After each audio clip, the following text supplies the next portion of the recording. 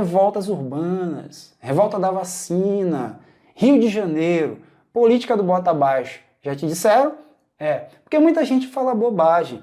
A revolta da vacina aconteceu porque as pessoas não queriam se vacinar. Mas quem te disse isso? Isso é bobagem. Esse povo é tão ignorante assim? Calma. Na verdade, Rodrigues Alves, presidente, Pereira Passos, que seria o prefeito, eles queriam fazer uma política, estavam fazendo uma política de modernização. Mas como lá, incontestado, abrindo estrada de ferro, modernizar de qualquer jeito, mesmo que tomando terras do pequeno agricultor, aqui modernizar, abrindo as ruas, derrubando os cortiços, a Luiz Azevedo, perfeito? E não indenizando essas pessoas, para onde elas vão? Elas vão para os morros, assim como os primeiros negros que foram abolidos da escravidão, e os primeiros imigrantes subiram, formando hoje, comunidades, já chamadas de favelas, foi para lá que eles foram. Porque não teve indenização. O Estado quer modernizar, mas que se dane, desculpa o termo, quem é pobre, ele que suba o morro. Então, derrubaram as casas das famílias pobres sem indenização. Política do bota abaixo. Depois veio a segunda etapa do processo. A vacinação obrigatória, mas sem conscientização. Ora, se já derrubaram minha casa, então, para me matar com uma vacina daqui para ali. Os inimigos políticos do presidente Rodrigues diziam que a vacina é para matar pobre. E eu vou acreditar. Se o meu vizinho perdeu a casa dele, então, e ele é tão pobre quanto eu, agora vem me matar com a vacina. Não, ninguém vai me vacinar. Eu não vou morrer com vacina, não sei nem para quem serve. Então, a vacina é para matar pobre. É para matar pobre, então eu não quero. Já explode. Porque ela simplesmente não era a vacina que era para matar pobre. Era a revolta contra a postura autoritária do governo, os altos preços dos aluguéis, a fome e o desemprego, tá? E a falta de descaso que esse governo ele leva à situação das camadas populares trabalhadoras urbanas. Deu para entender? É isso aí. Então soma tudo isso, tem a revolta da vacina. Então não é uma revolta simplesmente por causa da vacina. Ok? Beleza? E aí nós temos uma imagem bacana que aparece para vocês da época, é que ela explode quando a vacina vem sem uma orientação devida, tá? Pressionado pela inflação, alta de aluguéis, a população carioca rebelou-se, tá? Barricadas são erguidas, e aí tem outra imagem, bondes são incendiados, são tombados, e aí, pum!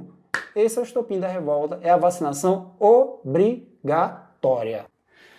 Revolta da Chibata. Revolta da Chibata, Rio de Janeiro. Nós temos aí a revolta da Marinha contra os maus tratos dentro da mesma.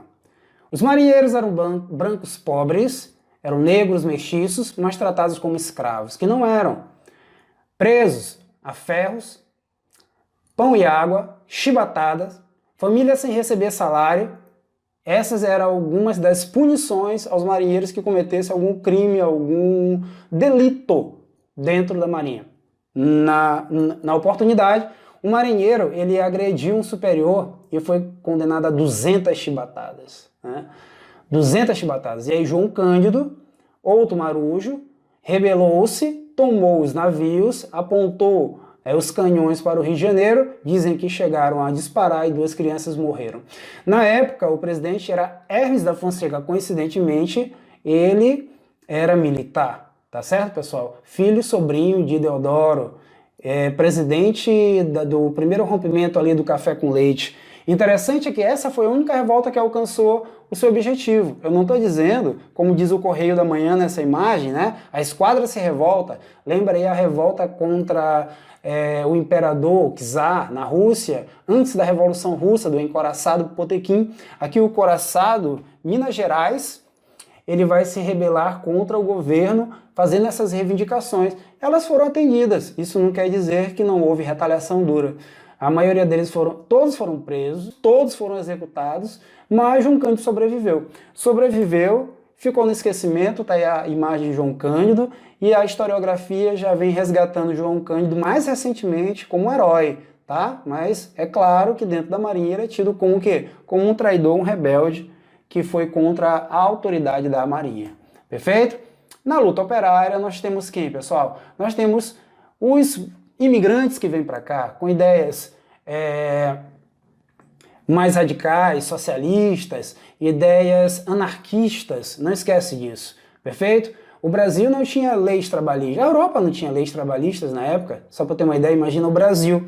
Aqui uma foto de operários no Rio de Janeiro em 1890, dá para ver aqui no nosso quadro que a principal região é o Sudeste, Rio de Janeiro e São Paulo, e que a principal leva que nós temos são de italianos, como aparece aí para vocês, desses imigrantes que vêm para o café, que vêm para as fábricas. Porém, apesar de pobres, já conheciam essas ideologias, o socialismo e o anarquismo.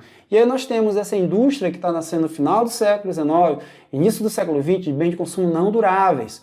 Essa indústria ela se consolida com Getúlio, indústria de base, tá? E a de bens de consumo duráveis com JK. Indústria têxtil, inicialmente, nós começamos, região sudeste, como eu já disse. Na Primeira Guerra Mundial, o governo de Venceslau Braz, nós temos uma substituição de importações. Deu uma guinada aí, deu um surto industrial no Brasil, porque com a Guerra Mundial não dá para comprar. O Brasil vai ter que se virar. Foi bom para a economia industrial brasileira, nós vendemos muita borracha e substituímos as importações daquilo que a gente comprava. Então guarda essa informação aí, beleza? Porém, a situação do trabalhador brasileiro era péssima, tá? A situação era de exploração, a situação era de péssimas moradias, e dentro desse ambiente nós temos o anarcossindicalismo que já vem da Europa, tá? Que vai organizar esses trabalhadores contra o Estado, contra a burguesia, contra o capitalismo, tá? E vai ter até greve, em 1917. Formas de organização do operário, quais são? Olha, ó, associações, né? Ajuda mútua, cooperativas, criação de jornais operários, greves, comícios, protestos, passeatas, e nós temos reivindicações trabalhistas, como eu falei para vocês, ó, a greve 17, ok? Quais eram as principais reivindicações? Aumento de salário, proibição do trabalho infantil, nós temos proibição do trabalho noturno para mulheres. Veja que a sociedade ela é patriarcal machista, então a mulher não pode trabalhar à noite, tá? Menores de 18, jornada de 8 horas, já vinha se reivindicando desde aqui. O cartismo já reivindicava isso aí, ó, lá no meados do século XIX na Inglaterra, vê como nós estamos aí atrasados nesse processo, tá? E a lei Adolfo Gordo, 1907, de expulsão aí dos líderes operários, porque eles eram quem? Eles eram radicais, anarquistas e socialistas. Mais uma informação importante. Getúlio, anos depois, quando assume, em 1930, em 31, ele estabelece a lei sindical. Vocês sabem o que foi isso? Então eu vou te contar. A lei sindical no Brasil, ela dizia o seguinte, que a maioria dos sindicalizados deveriam ser brasileiros, que nasceram no Brasil, natos, não estrangeiros. Por quê? Tá aqui os estrangeiros. Eles têm o quê? Ideologia revolucionárias, anarquismo e socialismo, não servem. Então Getúlio em 31 já está dando o quê? Já está dando uma dica do que vai acontecer no Estado Novo. Autoritarismo. E olha que o Estado Novo foi 37. Deu para entender? Belezinha? Olha aí, algumas imagens para vocês. Meus amores, beijo no coração, vamos fazer atividade. Professor Elvir John, História em Cena, fica conosco. Valeu!